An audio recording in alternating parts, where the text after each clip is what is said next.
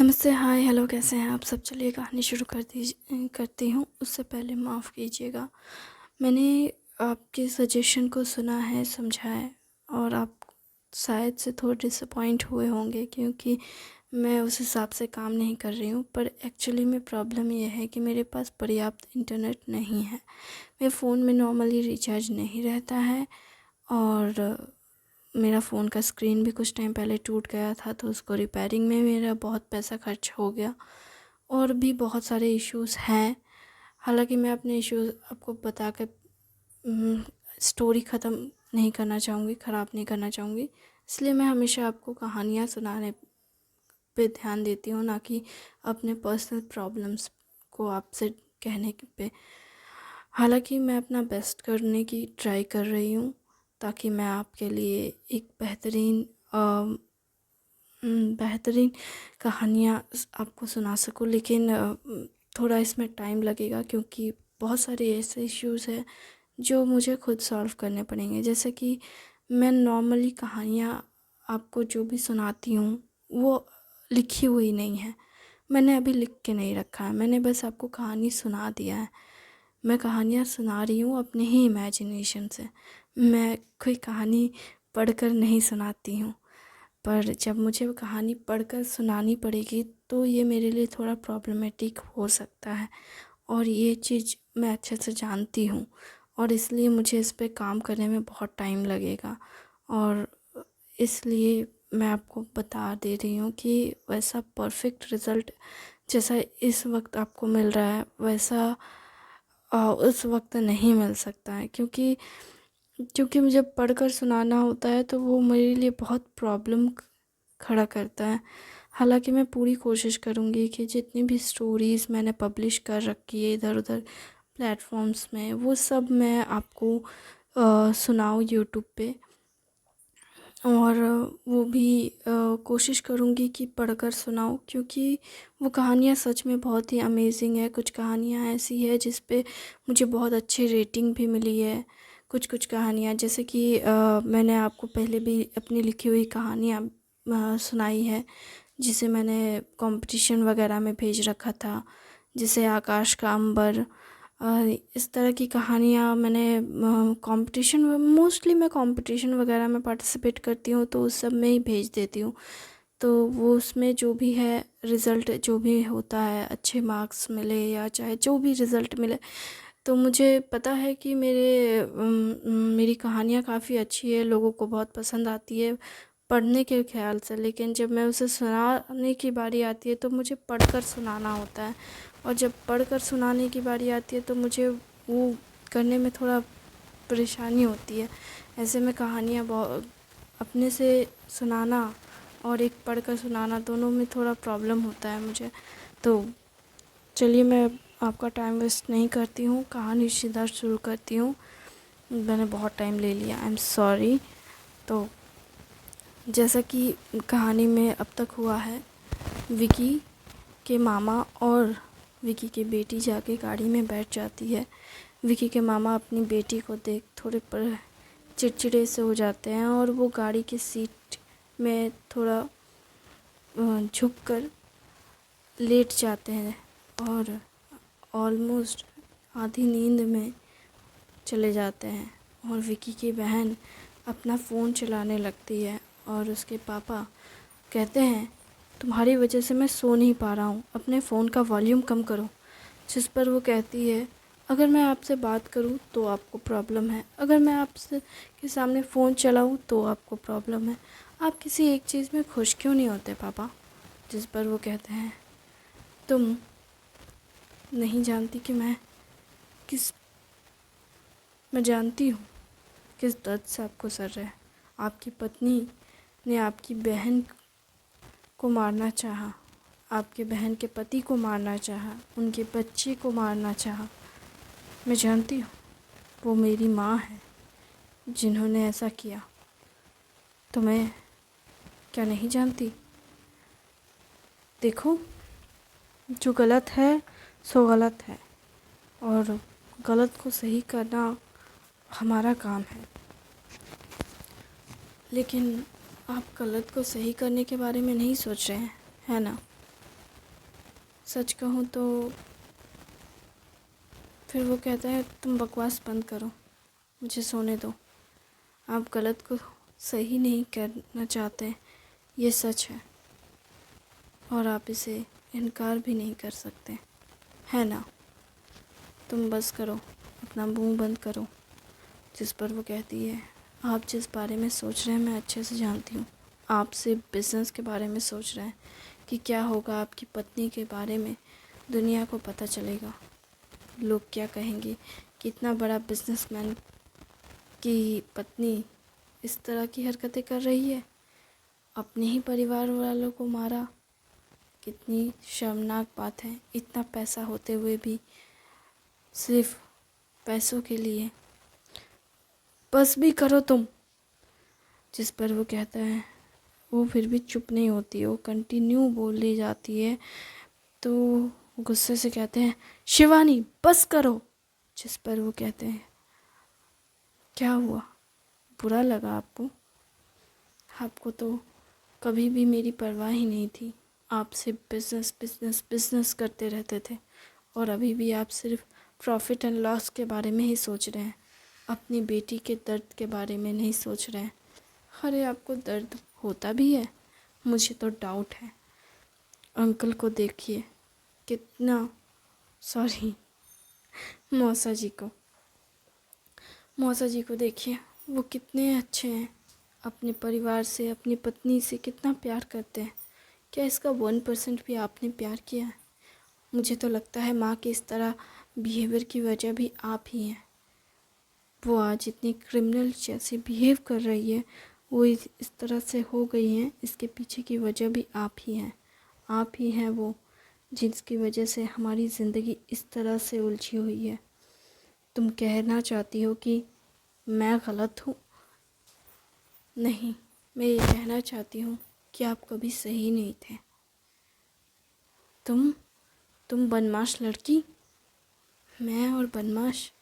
हाँ, हो सकता है कि मैं बदमाश हूँ, पर आपसे कम शैतान हूँ मैं। आप जो कहते हैं कि रिश्ते से ज़रूरी बिज़नेस है ना, मैंने ऐसा कभी नहीं कहा। मैंने ऐसा कब कहा कि आपने ऐसा कुछ कहा? तुमने अभी अभी तो कहा। हाँ, लेकिन ये आप अपने मन में कहते हैं, रियलिटी में आप अपने मुंह से कभी नहीं कह सकते, क्योंकि आप किसी भी इमोशंस को शो करने से बचते हैं, है ना। आपके लिए इमोशंस मजाक है और कुछ नहीं, और जो लोग अपने इमोशंस शो करते हैं वो बचकाने होते हैं, है ना। पर आप अपनी बहन को खुश देखकर बहुत खुश होते हैं, क्योंकि आपकी बहन के पति यानी मौसा जी अपने इमोशंस बहुत खुल के शो करते हैं अपनी पत्नी के लिए, और आपकी पत्नी और उनकी पत्नी यानी हमारी मौसी इससे बहुत खुश हैं। लेकिन अफसोस कि उनका भाई कभी अपने इमोशंस शो नहीं करता।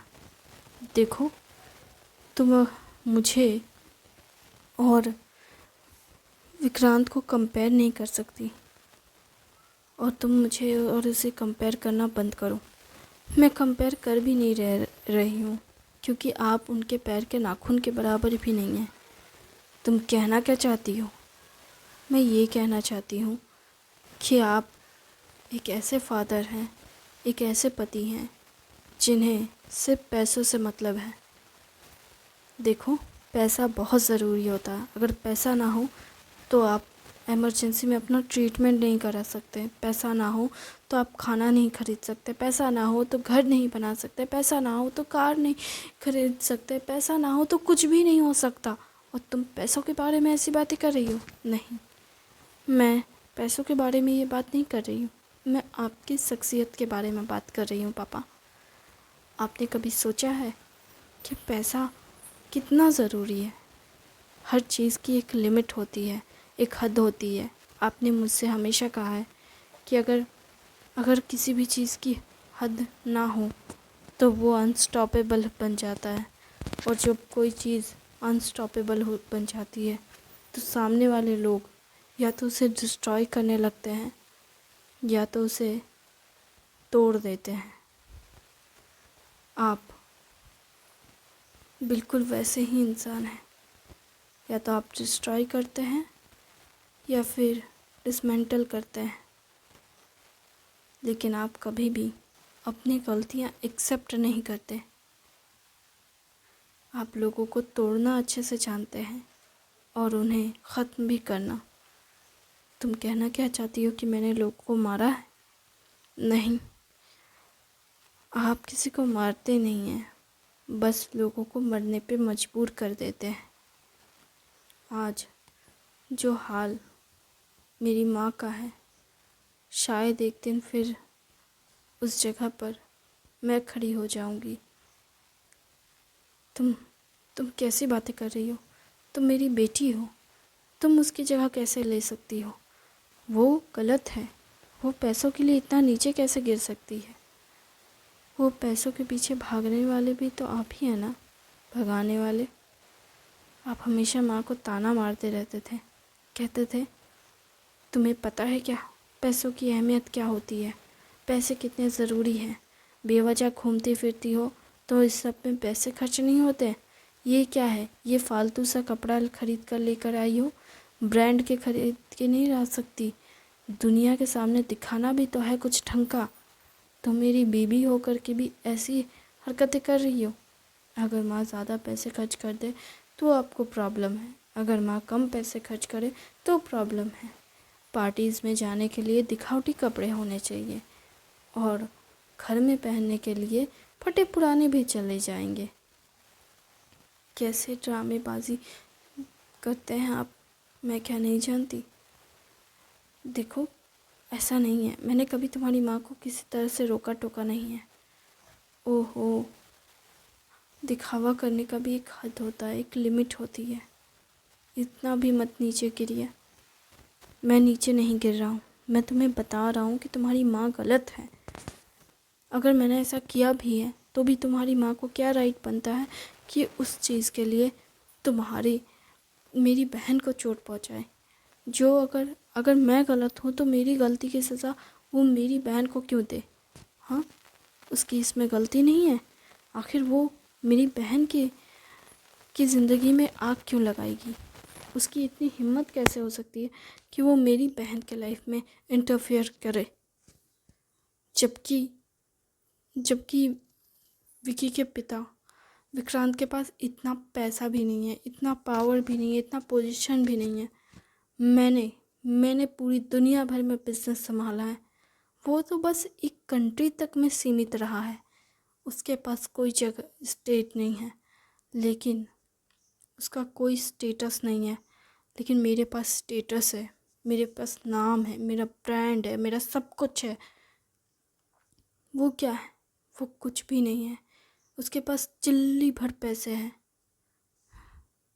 हाँ, उनके पास सच में चिल्लड़ जितने पैसे हैं, लेकिन क्या फ़र्क पड़ता है अगर उनके पास चिल्लड़ जितने पैसे भी हैं तो कम से कम उन पैसों में वो खुश तो हैं। मौसी खुश तो है, सुकून में तो है, प्यार में तो है।